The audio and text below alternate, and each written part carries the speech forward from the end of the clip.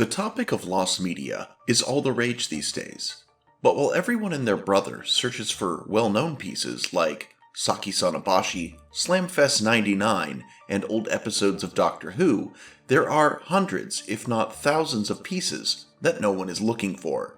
These are those pieces. This is lesser-known lost media.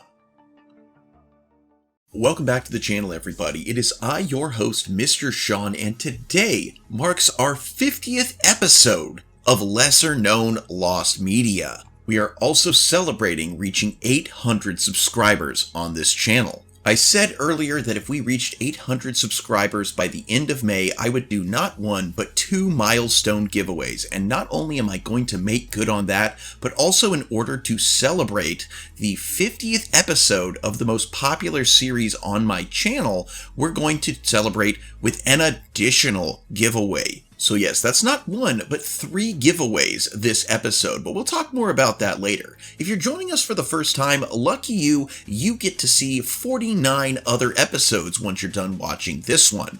But how this works, if you are joining us for that first time, is I start with 4 family-friendly pieces of lost media that you just don't hear other YouTubers talking about. And then we take normally a brief ad break, but in this case we will discuss the giveaway, and then we will end with a 5th spicier piece of lost media. And since we've got a lot to cover today, let's not dilly-dally, let's get started. At number 1, we have the Action Replay for Nintendo Wii, a lost disc-based version of a Wii cheating device from 2008. So Action Replay is a line of video game cheating devices developed and manufactured in the UK by company Daytel. In early 2008, after the discovery of an exploit in the signature verification of the Wii, new products from Daytel, including a version of the Action Replay for the Wii, started appearing in online storefronts for pre-order, releasing on January 2nd of 2008. While the Wii Freeloader, another disc-based device from Daytel, ended up being widely sold on multiple storefronts, including their own.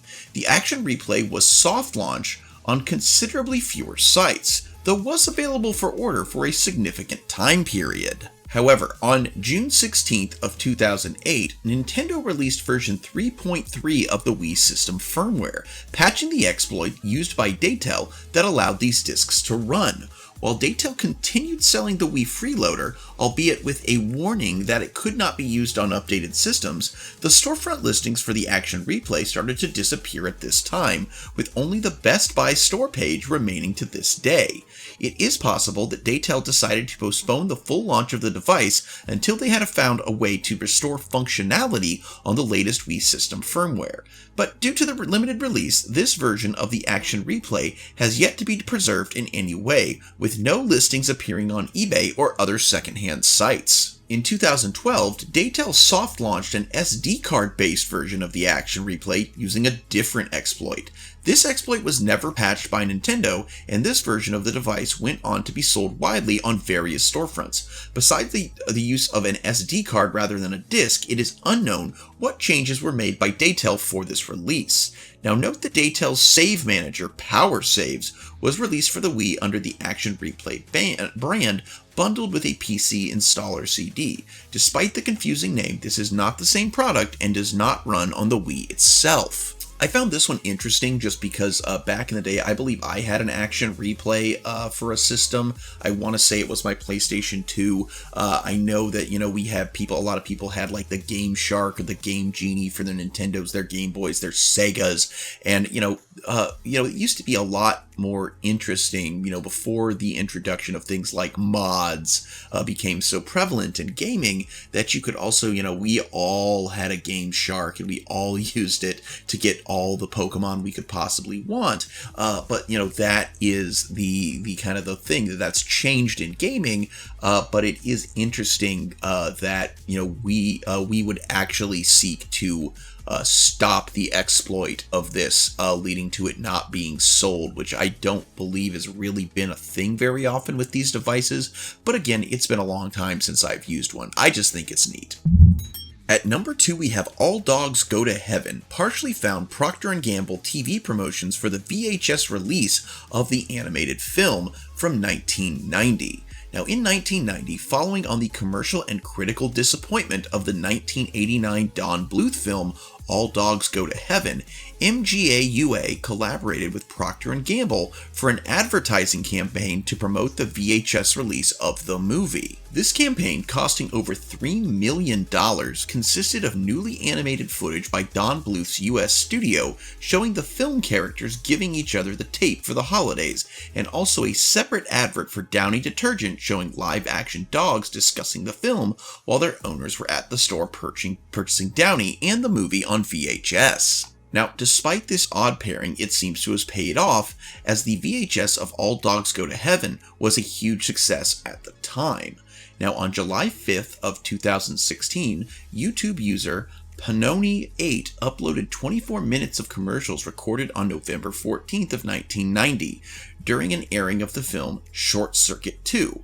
At timestamp 2342 on the YouTube video, the Downy version of the advertisement campaign is shown. This one is very interesting to me because I absolutely loved All Dogs Go to Heaven, and I did have the VHS, and I do remember there being some kind of Downy ad in it, in that as well, which I believe is probably not lost, as that VHS is actually very common to find, but I did not know at the time, as I would have been only 2 years old in 1990. I had no idea that there was a TV ad campaign for it as well, but as this was one of my favorite movies as a child, this is very interesting to me, especially due to the fact that I remember there was a commercial for Downy at the beginning of the VHS, which is a very odd combination. Just like I had a VHS of Mary Martin Peter Pan, and there was an ad for Raisinets at the beginning, which was kind of funny. Normally there aren't commercials, just ads for other movies at the time, but this one is interesting to me. Alright, at number 3, guys, we have Capcom Fighting All-Stars Code Holder, a lost build of a cancelled fighting game from 2003. Capcom Fighting All-Stars Code Holder is a cancelled crossover fighting game that was being developed and set to be published by Capcom for arcades and the PlayStation 2. So, the plot of this game was that a mysterious man is threatening Metro City with a bomb codenamed Laughter Sun. And to help thwart the game's antagonist and defuse the bomb in time, the city's mayor, Mike Hagar, called up some of the best fighters. Those were Ryu, Charlie Nash, Chun-Li, and Alex from Street Fighter, Hagar himself and Poison from Final Fight, Batsu and Akira from Rival Schools, Strider Hiryu and from his titular franchise, and 3 new characters dubbed Code Holders were to join the fray. Didi, aka Ogre, Rook, aka Fallen Angel, and Ingrid, aka Isis. Now, in 2017, Capcom's Shadaloo CRI revealed that Akuma from Street Fighter, Dimitri from Darkstalkers, and a character from SNK's King of Fighters franchise, whose identity was not revealed, and the game's antagonist, Avel, aka Death, would be secret characters. As to the gameplay, for the most part, it was on a 2D plane with the standard punch and kick button layout and super moves. A feature from 3D fighters, sidestepping would get its own button. It introduced new mechanics like the dramatic counter, a dodging counterattack that slowed the game down upon activation, the dramatic finish, which is similar to Mortal Kombat's fatalities, and the declaration of victory, which would give extra points. But if the player lost a single round, the player would lose the whole battle. Work began on a sequel to the Capcom vs. SNK 2 Mark of the Millennium 2001 in the same 2D style before they decided to change it to a 3D game, but SNK being unavailable due to a major restructuring and being fresh out of a bankruptcy, it was decided that a crossover game featuring Capcom franchises would begin development, with 20 SNK staff members joining to help. This would also be the first time Capcom would develop a 3D fighter in-house before Street Fighter IV. The game was announced on September 2nd of 2002 on the Japanese digital magazine Impress Game Watch as being in development, and on September 19th of the same year, the game was revealed as Capcom Fighting All-Stars Code Holder at the Amusement Machine Show, or more commonly called JAMA, of that year. They revealed some of the playable characters, its plot, mechanics, and even demonstrated some gameplay. Reactions were mixed. Praise went to the character roster, mechanics, and 3D backgrounds, but the game's animations, character models, and lighting were negatively compared to Tekken 4 and Virtua Fighter 4. IGN reported that the arcade version would be released that winter, but they were likely referring to location tests. However, sometime between the game's presentation at JAMA and February of 2003, Capcom would hold location tests in various places, including Japan and the United Kingdom. These tests were very negative and performed badly. On February 26 of 2003, the Japanese magazine Dorimaga reported that the game was removed from publishing schedules. Half a year later, in August of 2003, Capcom would formally announce the game's cancellation. The idea of a Capcom crossover fighting game remained, and Capcom Fighting Jam, a 2D fighting game recycling several ideas from its predecessor, was released for arcades, the PlayStation 2, and the original Xbox from October 2004 to June 2005, mostly to negative reception. As of now, no arcade cabinet with the arcade version installed, nor the PlayStation 2 builds, have been found. However, in June of 2017, Takayuki Nakayama, an art director for Capcom, decided to post unreleased promotional artwork, screenshots from the game, including the final roster and the final boss in action. It's assumed Capcom still has either version in their archive, but it's unlikely it would see a release because it's, unfinished. I'm honestly amazed by this one that I don't hear about it more because, lost video games are a big thing. Capcom is a big thing. The characters that would have been in this game are all big things. And so the fact that until just kind of browsing the Lost Media wiki, I'd never heard of this before. And that honestly surprises me. Like, I'm not huge into the fighting games, but I've never heard another YouTuber cover this, and I do watch a lot of Lost Media videos. So the fact that it is so obscure is interesting to me. At number 4, we have the 5,000 Fingers of Dr. T, the lost original cut of a Dr. Seuss film from 1953. Now, The 5,000 Fingers of Dr. T is a 1953 American film that is noteworthy for being the only film written by Theodore Geisel, better known as Dr. Seuss. Now, the film itself is not lost. However, the original cut of the film, which had a darker tone and included twice as many musical numbers, is completely lost, as even Sony Pictures hasn't been able to find a copy of it. However, the screenplay has been found, which is 1,000 plus pages in length, far longer than an average movie screenplay, but has not been released. Now, before his death, Geisel denounced the film and purposely left it unmentioned in his biography, so he may have played a part in its disappearance. The film's story focuses on Bart, a young boy living with his widowed mother. More than anything, Bart dreads his strict piano instructor, Dr. Terwilliger. After Bart complains to the plumber, August Zabladowski, about how his instructor might be influencing his mom, Bart dozes off at the piano and dreams. In his dreams, he finds himself trapped in the Terwilliger Institute, a place where Bart's piano teacher is a dictator. Dr. Terwilliger has created a piano so massive that it requires 500 boys, including Bart, to play it, enslaving them in the institute.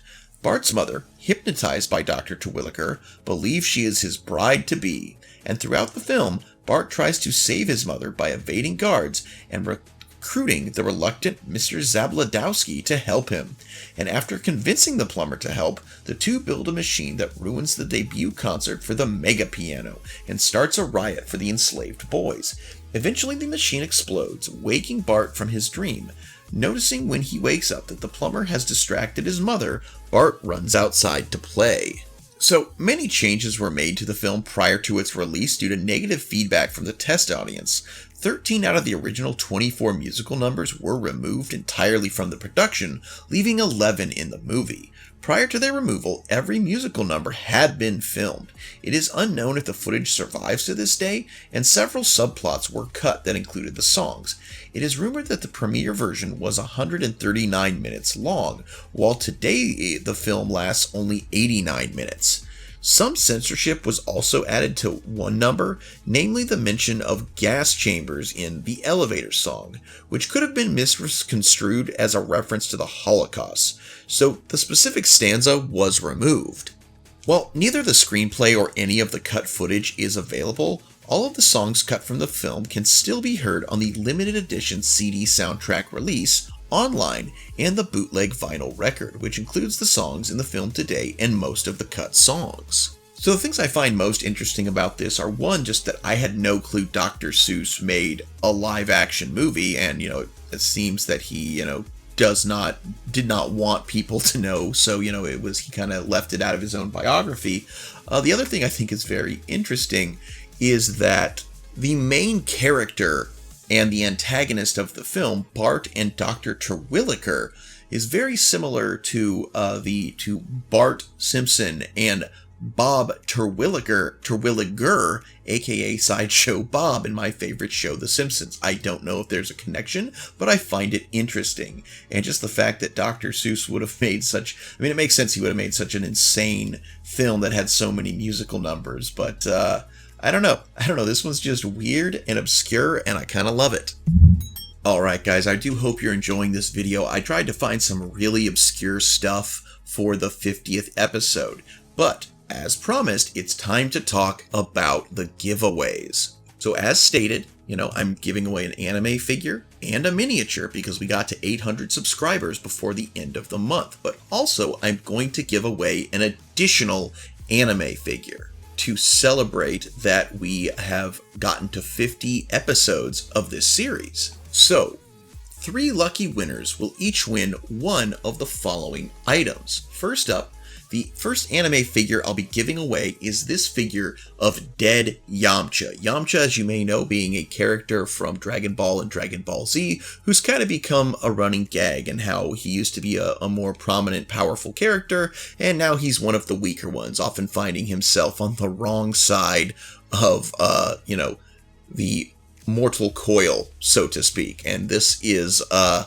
figure of him in his natural state, dead. Up next, we have this custom kit-bashed miniature that I have made and painted called the Mutant Ghoul Barbarian. Inspired by Dungeons & Dragons and the Fallout game series, this piece features a ghoulified human barbarian wielding a warhammer as well as a kind of arm blade similar to like Popclaw, Wolverine, or any number of superhero characters. And as for the second anime figure I'll be giving away, well, if you're a fan of anime titties, then you probably recognize Rias Gremory from High School DxD. So to enter the giveaway to win one of these pieces, all you have to do is in the comments leave the phrase "Here's to 50 more" in the comments section. Again, that phrase, it's up on the screen right now, "Here's to 50 more." Just leave that in the comments section and you are entered to win one of these 3 items. I will select 3 winners from the people who have entered, and each one will win one of the 3 items. I want to thank you all so much for your continued support of the channel, and just a quick pitch, if you'd like to support the channel monetarily, please consider joining the YouTube memberships, becoming a patron, or checking out my miniatures that I have for sale, or even leaving a one-time PayPal donation. Links are in the description. And with all of that being said, guys, let's get to today's final piece of spicy lost media. And at number 5, we have Feel It All, Lost Uncensored Tokyo Hotel music video from 2016. On March 27th of 2015, the German band Tokyo Hotel released the music video for their song Feel It All on their YouTube channel. The video, according to lead singer Bill Kaulitz, was based on films such as Requiem for a Dream, Kids, and Christian F. Wir Kinder von Bahnhof Zoo. Kaulitz plays himself as a drug addict in the video, where he is seen using drugs such as heroin and cocaine, engaging in prostitution, and passing out in a nightclub. According to the video's director, Cowlitz actually put needles in his skin to make the video as realistic as possible, but did so safely without actually doing any drugs. There are also scenes of other people engaging in drug use, as well as sexual acts, fighting, and there is a scene depicting someone dying of an accidental overdose. In the version available on YouTube, the nudity and skin and syringe contact were blurred out. It has been reported by the band and others associated with them that an uncensored version of the video exists with the nudity and syringe use not blurred out. It is unknown if this version has more scenes that were not suitable for YouTube. While the censored version is available on YouTube, the uncensored version has not been released. I'll be honest, guys, I put this one in here because my wife is a huge Tokyo Hotel fan, and I did not know that they had lost media. So when I was scrolling the wiki and saw this and saw, what it was labeled as, I thought, hey, what a great piece to put in as the 50th piece of lesser known lost media on my channel in the not safe for work entry. A way to the series that has been the biggest success for my YouTube channel, and also because it involves a band that the person who has been the most instrumental in my success in life in recent years. It's one of her favorite bands. So you know what? I figured this was a great way to end this video. And that's the video, guys. I want to thank you all so much for being with me on this journey of getting all the way to 50 videos of this series. It seems kind of insane to me, honestly. But I also just want to thank you all for your support in the recent weeks. Those of you who don't know, we unfortunately lost our good buddy, our ferret Roro, a week ago. It's been very strange, to not have him around, and we are looking to get a new ferret very soon. It won't be the same, but it will be different, and it will be good, and we do miss having a buddy around the house. Many of you reached out to me with, words of encouragement and of sympathy, and I want to let you know that it means a lot.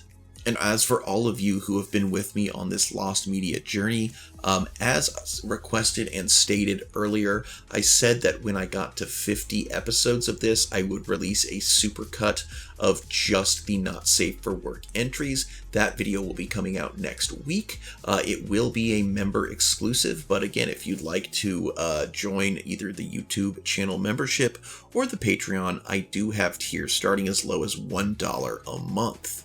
And that brings me to giving a big shout out to my long-standing Beta Club member, J-Dog. J-Dog over on the Patreon. You have been my longest and best and most loyal supporter. Thank you so much. It means a lot. If you would like to join the ranks of J-Dog, please, you can join either here on YouTube or on Patreon. I have tiers at $1, $5, and $10. But if you can't do that, that's okay. I do hope you'll come back for more videos and that you'll share it with your friends and help us get more subscribers. We've gotten to 800, but, we are still trying to get to our goal of 1,000 subscribers by the end of the year. Only 200 more to go.